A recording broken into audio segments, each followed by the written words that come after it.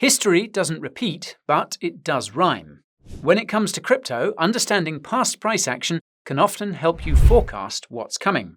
However, this requires lots of data and a thorough analysis of said data. As it so happens, crypto data research firm Messari recently published a report containing a thorough analysis of 30 of the biggest cryptos, including ETH, BNB, XRP, ADA, and Sol. Today, we're going to tell you what it says about these altcoins, give you our take on what comes next for them, and explain what it all means for the broader market. The report we'll be summarising today is Messari's quarterly community report for Q2, titled, quote, State of the Market Q2 2023. We'll leave a link to the full report in the description if you're interested. Note that we won't have time to go through every single altcoin here. Now, the report begins with a brief explanation, and that's that the authors aggregated market data for over 30 cryptocurrencies using Messari's protocol services. They note that they included BTC and ETH for comparison and ordered the crypto projects they analysed by market cap. On that note, you should know that I currently hold BTC, ETH, Atom, and DOT as part of my personal crypto portfolio. If you want to see my up-to-date portfolio and get my take on what's coming next for the crypto market, be sure to subscribe to our weekly newsletter. The link is also in the description.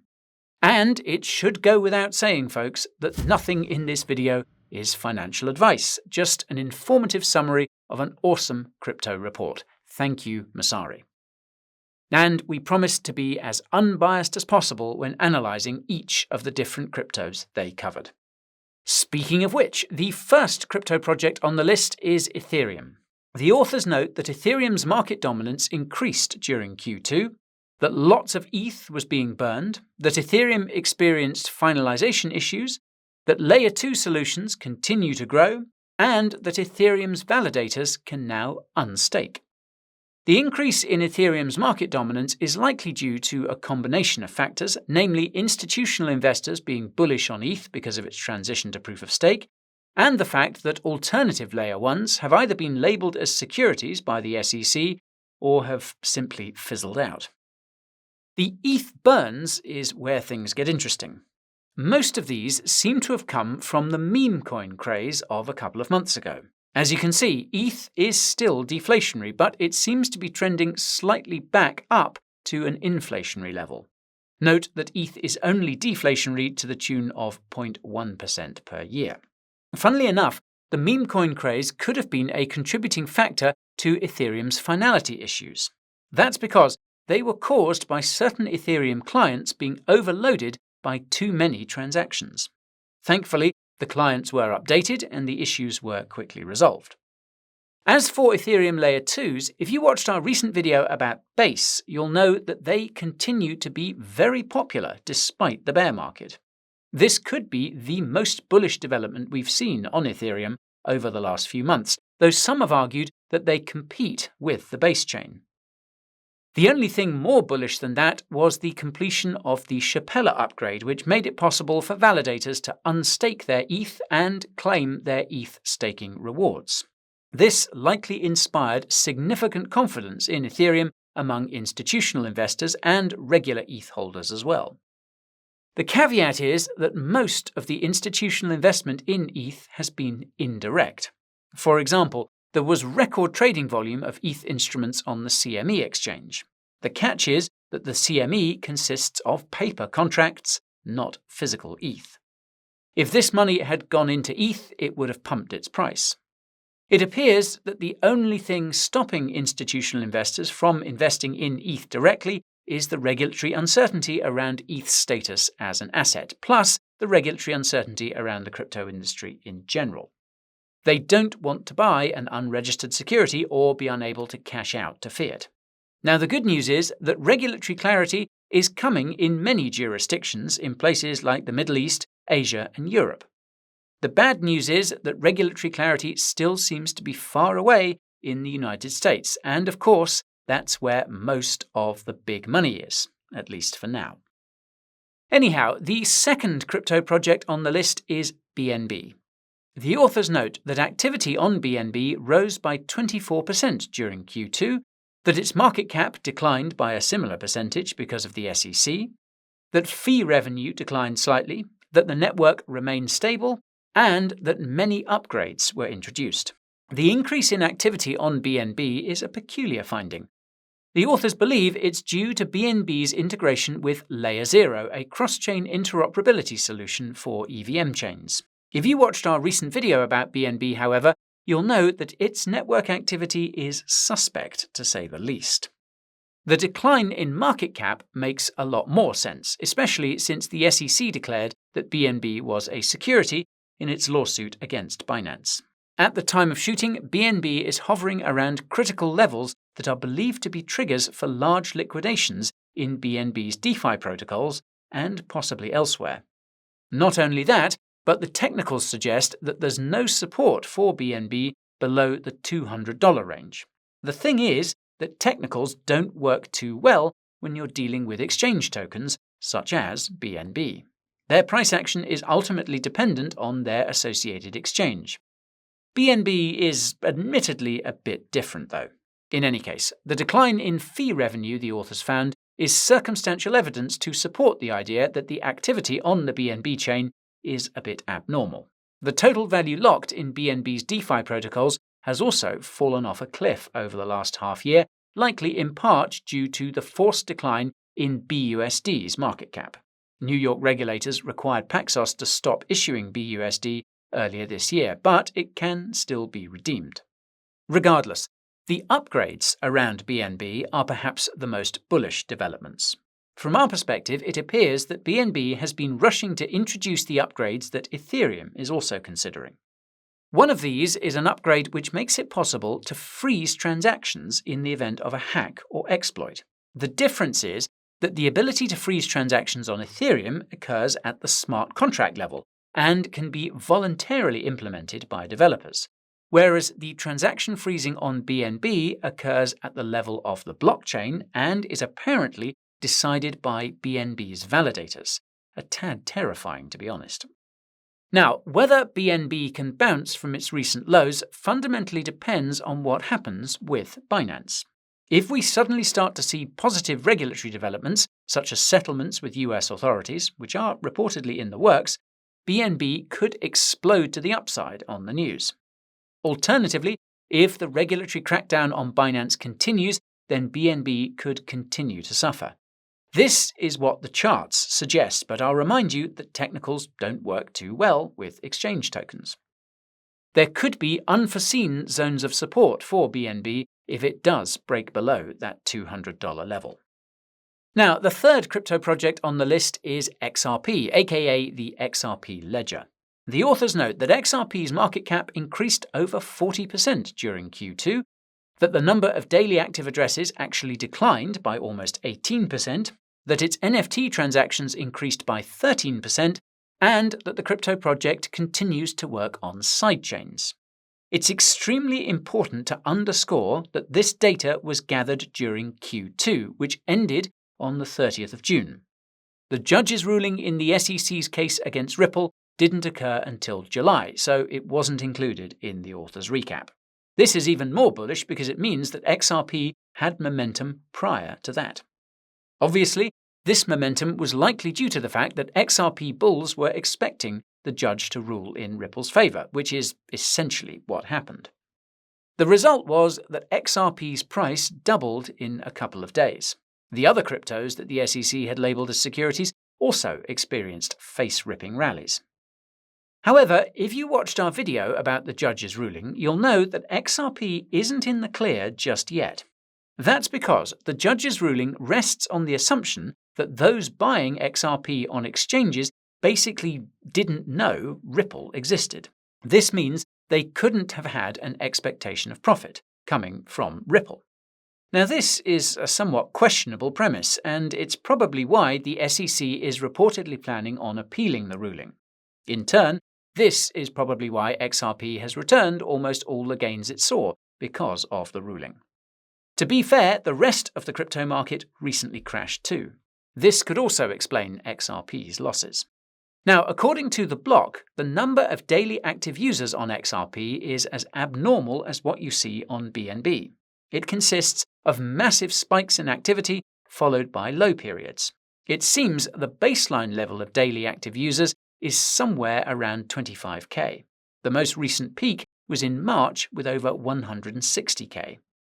We actually couldn't find up-to-date data about XRP's NFT transactions, but the long-term trend of XRP's daily wallet addresses suggests they're likely in a long-term decline as well. So, this begs the question of why, and the answer seems to be because of XRP's chosen niche and its competition. As some of you may have seen, Stellar, a de facto fork of XRP, has been eating up a lot of the market share which once belonged to Ripple. Of particular interest is MoneyGram, with whom Stellar has a partnership for remittances with USDC. Stellar also recently invested in MoneyGram, like Ripple did. XRP's decision to try and expand its ecosystem in the face of this competition makes sense, but it's too soon to say if this strategy will work or not. It's easy to forget that Ripple and XRP have been under pressure for almost 3 years.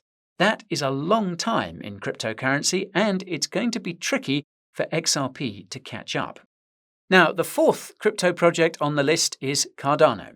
The authors note that the total value locked on Cardano increased by 10% in Q2, that daily dApp transactions increased by 50%, that development of the Hydra scaling solution continued, and that Milkomeda, or Milkomeda, however you want to pronounce it, an EVM sidechain for Cardano, will become a layer 2. Data from DeFi Llama confirms that the total value locked in Cardano's DeFi protocols continues to increase despite the crypto bear market.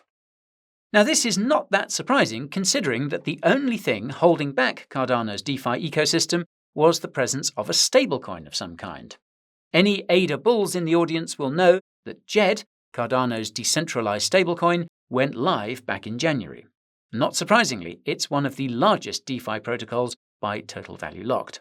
If MakerDAO on Ethereum is anything to go by, JED could soon become the largest DeFi protocol on Cardano. Given this DeFi growth, the increase in Cardano's daily dApp transactions is likewise unsurprising and is likely to continue so long as there's some sort of liquidity anchor present. What Cardano's ecosystem needs the most right now is more stablecoin support and more scalability, aka faster transactions. When it comes to stablecoin support, it's a bit strange that none of the major stablecoin issuers have added support for Cardano. This is a double-edged sword. On the one hand, the absence of a major centralized stablecoin means that it will be harder for liquidity, that is, money, to flow into Cardano. On the other hand, it also means that Cardano can't be influenced by these centralized stablecoin issuers. For context, Ethereum creator Vitalik Buterin noted last summer that centralized stablecoin issuers could decide future Ethereum forks due to their influence. They could vote with their liquidity. In terms of scaling, meanwhile, Hydra has been front and center for Cardano. For reference, Hydra will make it possible for each staking pool on Cardano to process up to 1,000 transactions per second. With over 3,000 staking pools, Cardano could theoretically process over 3 million transactions per second, surpassing all other cryptos. As with all of Cardano's developments, however, scaling up to 3 million TPS is going to take a lot of time. For those unfamiliar, Hydra actually launched its first head back in May and is reportedly in the process of rolling out multiple updates, including a payment system based on Hydra. What's odd is that ADA appears to have crashed shortly after the Hydra launch. Believe it or not, but this might have something to do with all the EVM integrations we've seen among non-EVM layer 1s like Cardano and Solana. This suggests that Ethereum continues to dominate among smart contract cryptos. At the same time, the SEC labeled ADA as a security in its lawsuits against both Binance and Coinbase. If you're wondering what the SEC's reasoning was, you can check out our video about the lawsuits using the link in the description. If you hold ADA, I strongly suggest watching it. Now, the last crypto from the list we're going to cover today is Solana. The authors note that Sol's market cap fell by 9% in Q2, that the number of Solana validators decreased by over 20%, that the Solana Foundation continued to invest in the ecosystem, and that Solana's Saga smartphone was released. As with ADA, the main reason why Sol's market cap declined seems to have been because it was labelled as a security in the SEC's lawsuits against Binance and Coinbase, something the authors note. What the authors didn't note, however, is that FTX and Alameda Research were Solana whales. If you watched our last Solana update, you'll know that FTX and Alameda held roughly 15% of Sol's total supply when they went under.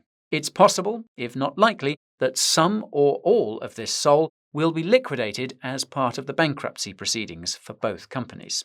This could be suppressing Sol's price. You'll also know that FTX and Alameda seem to be running lots of validators on Solana as well. The thing is that this wouldn't explain the decline in Solana validators over the last few months. This could be a consequence of the fact that running a Solana validator costs tens of thousands of dollars. That's why the Solana Foundation has multiple programs to help foot the bill of running a validator. The problem there is that the Foundation has also been investing heavily in other areas of Solana's ecosystem. These activities likely require the Foundation to sell some of its Sol for cash. Meanwhile, the demand for Sol and Solana-related products seems to be on the decline. Case in point, Solana recently slashed the price of its Saga smartphone by 40%. On-chain data provided by the block also reveals that the number of active wallets has fallen sharply since the start of the year. For what it's worth, the number of daily active wallets is still well over 200k. To put things into perspective, that's 10x more than the number of daily active wallets on XRP, which is more than 3 times larger by market cap than Sol. That said, XRP is the only altcoin that's been judged not to be a security. You win some, you lose some. In all seriousness, Solana could have serious potential during the next crypto bull market. This is simply because most of the new Layer 1s have branded themselves as Solana killers. Consider that the cryptos that did the best during the previous cycle were those that branded themselves Ethereum killers. In the end, both ETH and these Ethereum killers saw massive gains. It's possible that we'll see a similar scenario play out with Sol and all the Solana killers during the next cycle. However, this assumes that Ethereum hasn't already won the Layer 1 competition, which you'll recall seems to be the case. So, this brings me to the big question, and that's what all of this means for the broader crypto market. Well, the short answer is that it's pretty bullish. The fact that altcoins continue to see significant traction despite the crypto bear market, as well as some being labelled securities by the SEC, is a sign of serious crypto adoption. The overall decline in price and on-chain metrics is expected, given the circumstances. The bigger question is how much more these will decline and how long this decline will last. The answer is something I mentioned earlier. Regulatory clarity is what's required for altcoins to thrive. Until the crypto industry gets this regulatory clarity, Bitcoin's BTC will be the only truly safe cryptocurrency, and I do mean only BTC. Even stablecoins are facing significant regulatory scrutiny, and if we start to see any major crackdowns, this will guarantee that the overall decline will continue. If you watched our recent video about the Fed's warning to banks, you'll know that we could actually see a stablecoin crackdown begin in as little as 2 weeks. Even if this impending crackdown never materializes, there are many other crypto catalysts that could take the markets much lower. The silver lining to all this is that there are also many crypto catalysts that could take the markets much higher. For instance, if the judge in the SEC's case against Coinbase was to make a similar judgment to that of the Ripple case, then altcoins could explode much higher. There are also talks of an ETH futures ETF. The catalyst that everyone is watching now, though, is BlackRock's spot Bitcoin ETF application, which would almost certainly take the entire crypto market higher if it's approved. The consensus seems to be that it's a question of when, not if. Now, some would argue that this strong consensus suggests that the opposite will happen. Anyway, speculation aside, the key takeaway from this report is that the crypto market appears to be resilient in more ways than one. This resilience is impressive when you reflect on everything that's been thrown at the crypto industry over the last year or two. Terra, Celsius, FTX, lawsuits, the list goes on. And even if this list gets longer, the resilience we've seen so far is likely to continue, and it will become the perfect launchpad for the next crypto bull market.